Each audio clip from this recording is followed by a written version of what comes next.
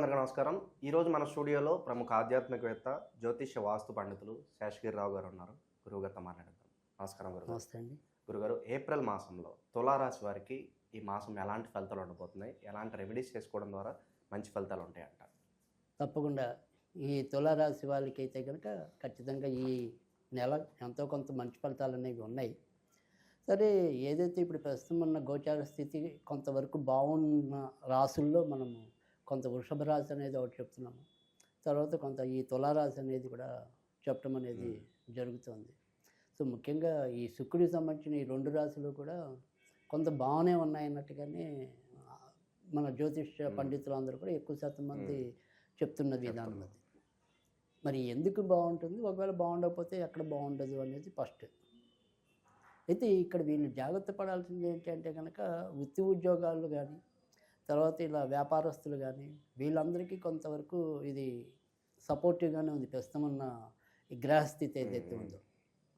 కానీ వీళ్ళు కొద్దిగా ఇబ్బంది పడేది ఏంటంటే కనుక కొంతవరకు ఆరోగ్యమే మధ్య మధ్యలో కొంత ఇబ్బంది పెట్టడం అనేది ఉంటుంది. సో ముఖ్యంగా వీళ్ళు ఏదైనా సరే కొద్దిగా ఈ తీపి తినేది ఏదైతే ఉంటుందో దాన్ని కొంతవరకు తగ్గించుకోవాలి.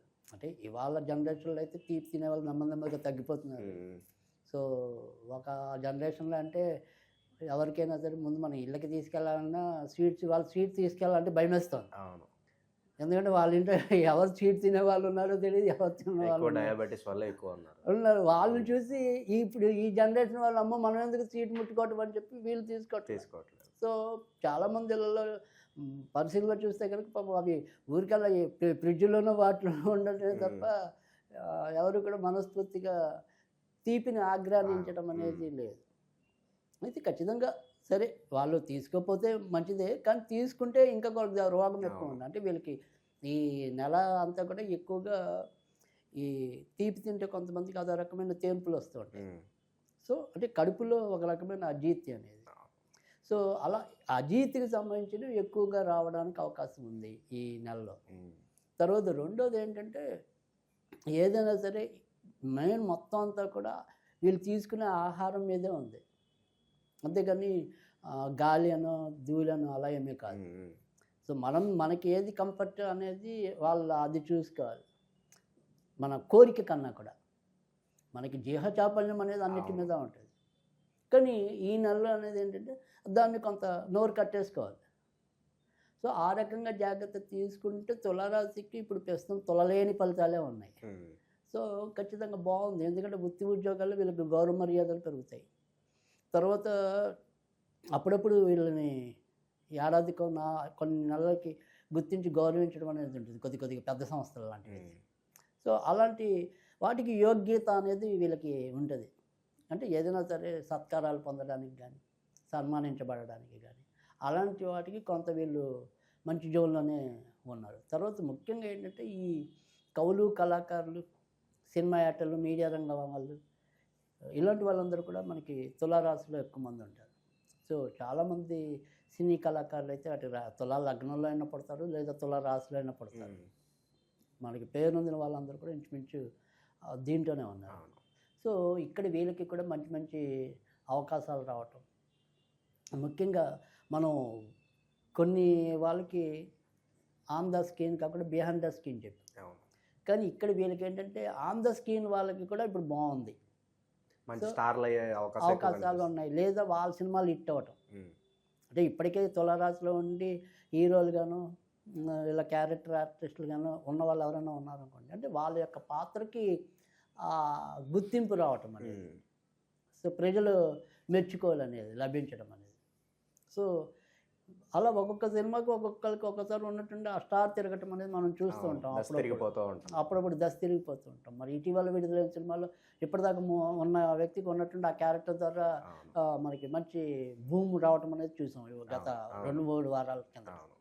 సో అలా అనుకోని అదృష్టం పట్టడానికి కూడా, లేదా మంచి వాళ్ళు నిరూపించుకునే సత్తా అలాంటిది ఇప్పుడు ఈ ఏప్రిల్ నెలలో ఎక్కువ వాళ్ళ కళాకారులకి రావటం అనేది ఉంటుంది. సో అంటే కవిత్వం రాసేవాడికి కవిగా గుర్తింపు వస్తుంది, పాటలు పాడే వాళ్ళకి గాయకులుగా గుర్తింపు వస్తుంది. అంటే కళ మన దగ్గర ఏదైతే ఉందో ఆ కళ మరి ప్రేత కళ కాకుండా మంచి కలగా వద్దాం ఇదవుతాం.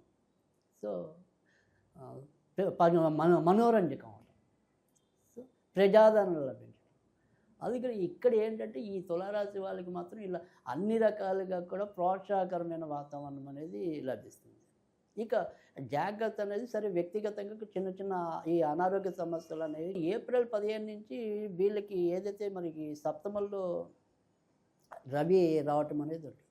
సో సప్తమంలో రవి వస్తే ఇబ్బంది ఏంటంటే కనుక సాధారణంగా ఇప్పటికే పెద్ద దంపతులు ఉంటారు కదా, అంటే ఒక వయసు వచ్చిన దంపతుల్లో కొంతవరకు ఇలా అనారోగ్యాలు ఇలాంటివి ఉంటాయి కదా, అది అప్పుడు వాళ్ళకి డేంజర్ ఉంటుంది కొంతవరకు. అంటే ఏదైనా సరే ఈ దంపతుల్లో కొద్దిగా దీర్ఘకాలిక రోగాలతో బాధపడుతున్న వాళ్ళు ఉన్నారనుకోండి, ఒక్కోసారి కొంత గండ పరిస్థితి అనేది కూడా ఉంటుంది. సో అది మనం ప్రెడిక్టబుల్ అని చెప్పలేం, కానీ కొంతవరకు జాగ్రత్త అనేది అంటే ఎవరి అందరికీ కామన్గా చెప్పగలిగే పాయింట్ కాదు. సో అలాంటి వాళ్ళకి మనకు అంటే మీ ఇంట్లో ఈ రకమైన వాళ్ళు ఉంటే కొంత జాగ్రత్త పడండి. ఇప్పుడు తులారాశి ఆయన ఉన్నాడు, వాళ్ళ ఇంట్లో అమ్మ నాన్నకి కొంతవరకు పెద్దవాళ్ళే వాళ్ళు అనుకోండి, వాళ్ళకి ఇప్పుడు ఏదైనా సరే ఒకసారి అనుకోకుండా ఇబ్బంది ఉంది, అది మనం చెప్పడం అంతవరకే. కానీ వీళ్ళకి వ్యక్తిగతంగా చిన్న చిన్న అనారోగ్య ముఖ్యంగా ఈ కడుపుకి సంబంధించిన కానీ అజీర్తికి సంబంధించినవి కానీ అలాంటి అనారోగ్యాలు తప్ప ప్రమాదభరితమైన అనారోగ్యాలు అయితే ఏమి కాదు. సో తులారాశి వాళ్ళకి ఆ రకంగా. తర్వాత వచ్చేప్పటికి ఏంటంటే కొత్తగా పెళ్ళి కావాల్సిన వాళ్ళకి మరి బాగుంటుందా లేదా అంటే, ఏదైతే లాభాధిపతి అక్కడ మరి సప్తమంలోకి వచ్చి భార్య లేదా భర్తల స్థానంలో ఉన్నాడు కాబట్టి పెళ్ళి కావాలి అనుకునే వాళ్ళకి వీళ్ళకి ఇప్పుడు మంచి టైంగానే చెప్పాలి. అటు ముఖ్యంగా చిత్తా నక్షత్రం, స్వాతి నక్షత్రం 3 నక్షత్రాలకి బాగానే ఉంది. చిత్తా, విశాఖ, స్వాతి దీంట్లో ఉంటాయి తులారాశిలో.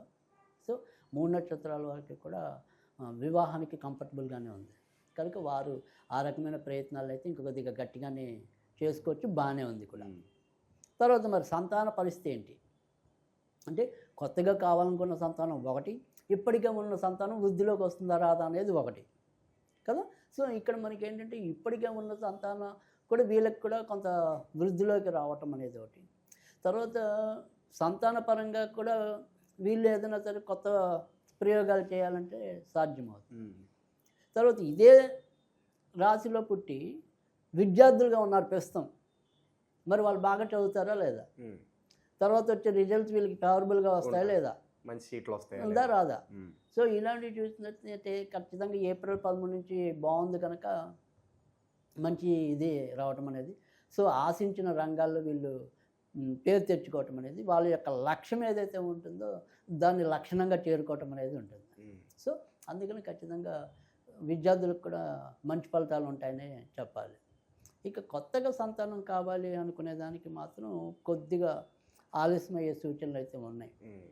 ఎందుకంటే సంతానకారకుడు ఈ రాశికి ప్రస్తుతం మరి షష్టమంలో ఉండటం వల్ల ఏదైనా సరే సంతానం తొందరగా లభించకపోవటం, ఏదో రకంగా వాయిదా పడుతూ ఉండటం, ఈ రకమైన పరిస్థితి మనకు కొంతవరకు తలెత్తడానికి ఉంటుంది. సో కొత్తగా సంతానం కావాలి అనుకునే వాళ్ళకి మాత్రం కొద్దిగా ఇబ్బంది ఉంది, కానీ ఉన్న సంతానం అభివృద్ధిలోకి వస్తుందా లేదా, లేదా విద్యార్థులుగా ఉన్న వాళ్ళు అభివృద్ధిలోకి వెళ్తారా లేదా, ఉద్యోగులుగా ఉన్న వాళ్ళు అభివృద్ధిలోకి వెళ్తారా లేదంటే ఖచ్చితంగా వెళ్తారని మనకి గోచరం బాగుంది.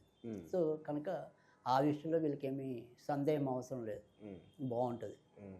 సో ఇక మరి రెమెడీస్ రైట్. సో భార్య భర్తల అన్యోన్యత అనేది ఒకటి. సో ఈ భార్య భర్తల అన్యోన్యత విషయంలోకి వచ్చేప్పటికి ఏంటంటే, ఎప్పుడైతే ఏప్రిల్ 13 నుంచి సప్తమంలో వస్తారు కాబట్టి చిన్న చిన్న గొడవలు అనేవి ఉంటాయి, కానీ బట్ మరీ ఇబ్బంది అయితే లేదు. సో కానీ ఓవరాల్గా మనం మొదటి నుంచి ఇందులో మనకు చెప్పింది ఏంటంటే, ప్రధానంగా కొద్దిగా ఆరోగ్య సమస్యలు అనేది చెప్పాము.